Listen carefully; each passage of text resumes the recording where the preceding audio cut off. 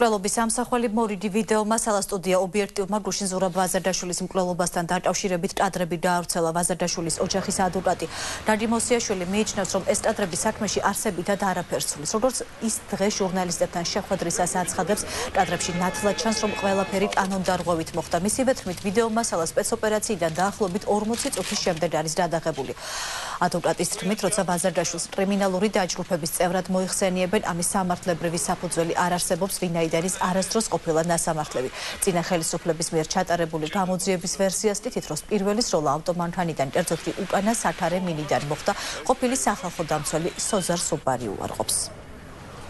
დაცვის მხარის პოზიციის გადასახედიდან რეალურად არაფერი არ არის შეცვლილი. ეს კიდევ ერთხელ ცალსახად ადასტურებს იმ ფაქტს, რომ რეალურად იქ მოხდა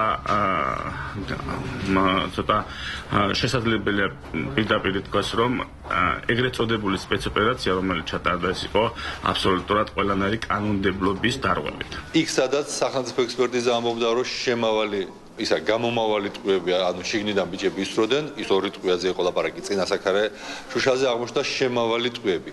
როცა სახელმწიფო ექსპერტიზა ამბობდა, რომ ბიჭებს ხელის გულზე აღმოაჩნდათ დენთის ნაკვალევი, ხა ხელის გულზე უკვე ვეღარ ჩავატარდით ექსპერტიზას, მაგრამ მანქანის საზურგებზე არ აღმოჩნდა დენთის ნაკვალევი. არა და მანქანაში ერთი ტყვიას რო გავარდნილიყო ბიჭების მხრიდან, საზურგებზე აუცილებლად იქნებოდა დენთის ნაკვალევი.